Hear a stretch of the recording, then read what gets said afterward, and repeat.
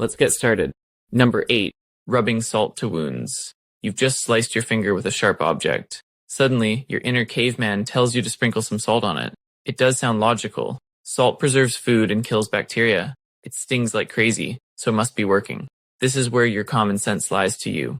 Salt helps kill bacteria, but not in your freshly opened skin. When you rub salt into a wound, you're not disinfecting it. You're creating a hostile, burning environment that further damages the tissue. The correct move is rinsing the wound gently under clean water. Water helps prevent infection and allows the wound to heal faster. Salt does the exact opposite. It pulls water out of your cells by osmosis. Instead of cleaning the area, it dehydrates and injures the healthy tissue that's trying to heal. This extra tissue damage delays healing and actually gives bacteria more places to hide. Instead of rubbing salt, rinse that wound under running clean water. It removes dirt, debris, and bacteria and reduces inflammation. Wash around the wound with mild soap. Pat it dry and cover it with a clean bandage. Make sure to skip the kitchen remedies. That salt belongs on your fries, not inside your skin. Number 7. The sun-charged mirror.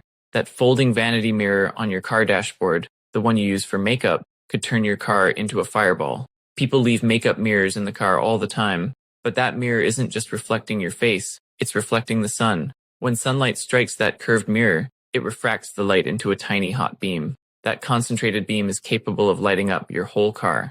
A woman in the UK faced a similar incident back in 2019. She came back to her parked car and found a perfect, smoking scorch mark on her dashboard.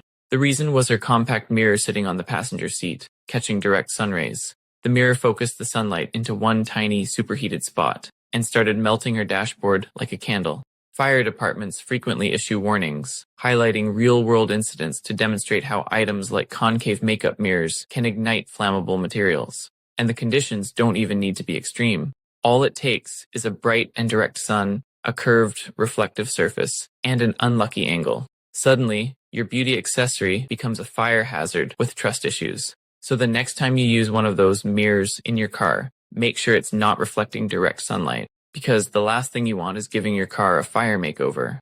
Number 6. The poison puke disaster. Someone swallows something they shouldn't, a mouthful of cleaner, or a handful of pills, and the instant reaction is, make them throw it up, stick a finger down the throat, and force vomiting. It feels logical, getting the bad stuff out. Here's the truth. Forcing someone to vomit after poisoning often makes things worse. Many household chemicals burn on their way down. Forcing them back up means burning your esophagus a second time. Some substances foam or fizz, and vomiting can send that foam straight into the lungs. Pills or toxins that weren't fully absorbed can get inhaled during the gagging, causing severe lung damage.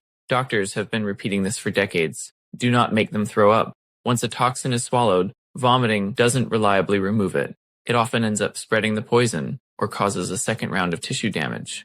In some cases, vomiting is more dangerous than the poison itself. The smart move is to stay still and upright. Avoid having any kind of food or drinks, and rush to a hospital immediately. Let the professionals decide what neutralizes the toxin. Number 5. The sponge sanitation illusion. Scrubbing dishes with that kitchen sponge doesn't make things cleaner. It actually turns your kitchen into a microbial theme park. That damp, porous sponge is making your sink the perfect breeding ground for bacteria like Salmonella and Campylobacter. Researchers swabbed hundreds of household sponges and found bacterial concentrations comparable to a used toilet brush. Every time you wipe a plate, a counter, or a cutting board with it, you're spreading that bacterial soup everywhere. You're basically painting your kitchen with germs. This problem gets worse when you try fixing the sponge by microwaving it. People think nuking it kills the bacteria. Various studies show microwaving the sponge only kills some bacteria, and the toughest ones still remain. And it doesn't end there. Those survivors multiply faster because they now have less competition. That sanitized sponge is basically a supercharged germ distributor. The real fix is brutally simple. Replace your sponge frequently, like every week or two. Use dish brushes or silicone scrubbers that don't trap bacteria. And if you do keep a sponge, reserve it strictly for dishes, never for counters. Because that little yellow rectangle isn't cleaning your kitchen. It's actually contaminating every inch of it. Number 4. The horror of hot shower. You're freezing after being stuck out in the cold too long. You stumble back indoors, teeth chattering, and your brain says, take a nice hot shower. That instinct might feel comforting, except it's dangerously stupid. When you're cold, your body is in survival mode. The blood vessels in your arms and legs tighten like clamps, pulling warm blood inward to protect your core. Your limbs get cold and numb, but your vital organs stay warm enough to keep you alive. The moment you step into a hot shower, the intense heat hits your skin, and your blood vessels suddenly relax wide open. All that cold blood pooled in your limbs rushes back to your core at once like a tidal wave of icy water. Your core temperature, the one thing keeping you alive, plummets even lower. This is called afterdrop, and it can send someone straight into cardiac arrest. People with mild hypothermia have collapsed in showers from the shock alone. The right approach is slow and controlled rewarming. Get out of the cold immediately. Remove wet clothing and replace it with dry layers. Use blankets, body heat, and warm drinks. And skip the hot bath until you're fully stabilized. Hot water feels like common sense, but severe cold rewrites the rules. Heat too fast and your body shuts down. Number 3, sweating out the sickness. You've probably heard people say, just sweat it out. Wrap yourself in blankets. Wear 3 hoodies and let the fever cook the germs out of you. Sounds tough. It's also dangerously stupid. When you're sick, especially with a fever, your body is already running hot on purpose. Your hypothalamus, the thermostat in your brain, has deliberately raised your core temperature to make life miserable for the invading microbes. Viruses and bacteria don't like heat, but your body regulates that heat carefully.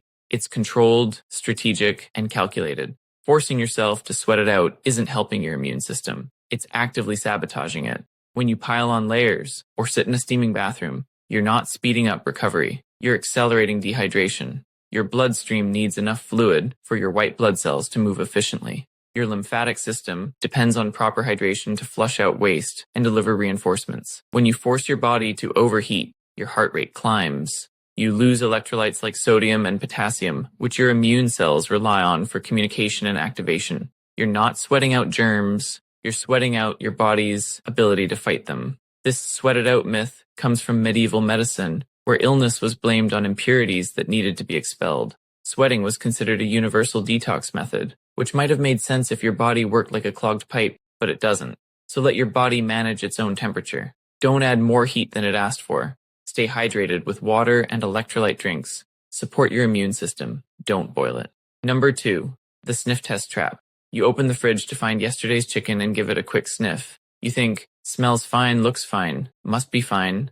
Wrong. The sniff test is one of the most dangerously dumb pieces of kitchen common sense, because the bacteria that actually make you sick, they don't smell, they don't taste weird. When food goes bad, there are 2 kinds of bacteria involved. Spoilage bacteria, the ones that make food look slimy or smell funky, and pathogenic bacteria, the silent killers. Spoilage bacteria warn you. Pathogenic bacteria stay quiet, multiply, and wait for you to take that first bite. Food can look perfect and still be crawling with salmonella and campylobacter. These bacteria don't change the smell or appearance of food at all.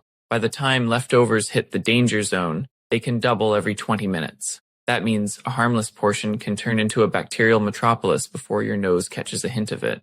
A quick smell test might save you a few dollars, but it can also buy you a day of vomiting and cramps. Believe in time and temperature, not your nose. If leftovers have been stored too long, get rid of them as soon as you can. Number 1, the cotton swab ear catastrophe. You grab the trusty cotton swab and begin twisting it in your ears. It does feel like the right thing to do, but that satisfying DIY ear excavation, it's one of the dumbest, everyday habits humans have normalized. The ear canal is shaped like a curved tunnel. When you push a cotton swab in, you're not cleaning. You're taking soft wax and shoving it deeper, compressing it into a dense, hardened plug against your eardrum. Doctors see it all the time. Impacted wax causing hearing loss, ringing, dizziness, and painful infections. Your eardrum is paper thin. A cotton swab can rip it open like wet tissue. People have suffered permanent hearing loss from it. Your ear actually wants wax. It's natural, antibacterial, self-cleaning. Your ear is more vulnerable without it. The right thing to do is doing nothing at all. Let your ears clean themselves. Let water drain out naturally. If wax buildup becomes a problem, use drops or get it removed by a professional. That's all for this video. Make sure to subscribe to watch similar videos in the future.